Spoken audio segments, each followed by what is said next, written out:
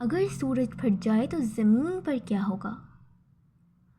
खुद को तैयार कीजिए, क्योंकि आज हम एक ऐसे सवाल का जवाब ढूंढने जा रहे हैं जिसने साइंटिस्ट को भी डरा दिया। अगर एक दिन सूरज फट जाए तो क्या ज़मीन जल्द ही ख़त्म हो जाएगी? क्या इंसान ज़िंदा रह सकेंगे, या फिर आखिर के लम्हे हमारी आंखों के सामने होंगे? आज हम स्टेप बाय स्टेप देखेंगे सूरज के फटने से पहले क्या होता है, फटने के बाद क्या होता है, और ज़मीन कितनी देर तक बच सकती है। So let's begin now. सबसे पहले सूरज फटने का मतलब क्या है? सबसे पहले ये समझ लें कि सूरज बॉम्ब की तरह एक्सप्लोड नहीं होता। सूरज एक स्टार है और स्टार्स डाई होते हैं, एक्सप्लोड नहीं। जब सूरज का फ्यूल ख़त्म होता है तो वो 2 स्टेजेस से गुजरता है। नंबर 1, रेड जाइंट, सूरज बहुत बड़ा हो जाता है। And number 2, planetary nebula plus white dwarf. लेकिन लोग इस प्रोसेस को ही एक्सप्लोजन कह देते हैं। सूरज की डेडलाइन क्या है? साइंटिस्ट के मुताबिक सूरज के पास अभी तकरीबन 5 बिलियन साल बाकी हैं। यानी हमारी लाइफ में, हमारी आने वाली जनरेशन में या पूरी इंसानी तारीख में भी सूरज नहीं फटने वाला। लेकिन अगर हाइपोथेटिकली कल सुबह सूरज फट जाए तो फिर? 8 मिनट्स का सच। पहली चीज़, सूरज से रोशनी ज़मीन तक आती है 8 मिनट 20 सेकेंड्स में, और यही 8 मिनट का सच है। अगर सूरज अभी फट जाए ज़मीन को 8 मिनट तक पता ही नहीं चलेगा। हम सब नॉर्मल ज़िंदगी जी रहे होंगे, बच्चे स्कूल जाएंगे, लोग ऑफिस जाएंगे, और हमारे आसपास का आसमान वैसे ही चमक रहा होगा। लेकिन 8 मिनट्स के बाद सब बदल जाएगा। सबसे पहला मिनट, रोशनी का गायब हो जाना। सूरज एक्सप्लोड होते ही सबसे पहले लाइट डिसअपियर होगी।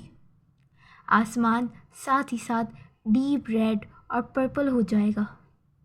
शेडोज़ गायब, डे नाइट सिस्टम टर्मिनेट हो जाएगा, और फिर ज़मीन पर टेम्परेचर 8 मिनट तक नॉर्मल रहेगा, लेकिन उसके बाद लगातार गिरता चला जाएगा। 1 घंटे के बाद ज़मीन का टेम्परेचर फॉल। सूरज की हीट के बगैर 1 घंटे में टेम्परेचर 0 डिग्री सेंटीग्रेड, 24 घंटे में -40 डिग्री सेंटीग्रेड, 1 वीक में -100 डिग्री सेंटीग्रेड, और 1 ईयर में -240 डिग्री सेंटीग्रेड। ओशियन जमना शुरू हो जाएंगे।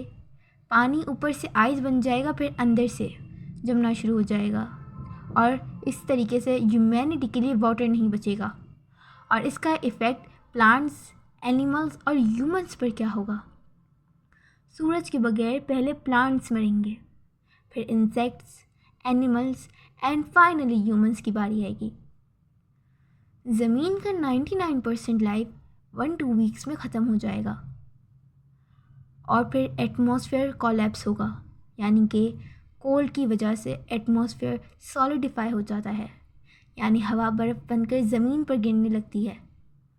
हवा ना ऑक्सीजन रहेगी ना प्रेशर, और ज़मीन मून जैसी बन जाएगी बगैर किसी लाइफ के। और अब सवाल आता है कि ह्यूमन सर्वाइवल पॉसिबिलिटी क्या है? क्या इंसान बच सकता है?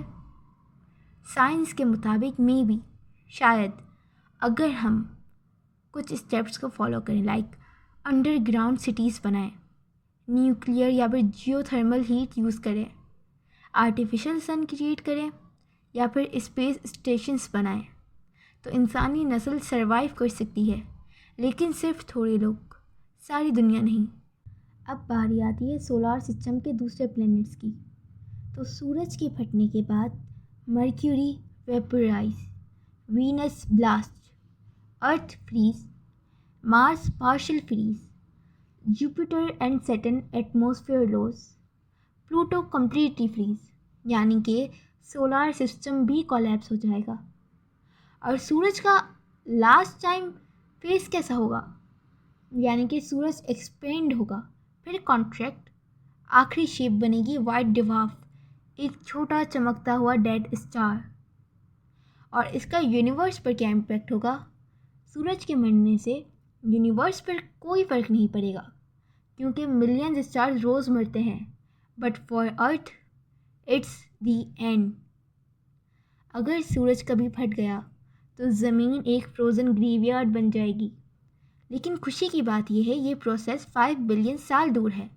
अभी हम सेफ हैं और हमारी जिम्मेदारी है कि ज़मीन को बेहतर बनाएं। अगर आपको ये डीप स्पेस एक्सप्लेनेशन पसंद आया हो तो लाइक, सब्सक्राइब और कमेंट ज़रूर करें। मिलते हैं नेक्स्ट कॉस्मिक जर्नी में। तब तक के लिए बाय बाय।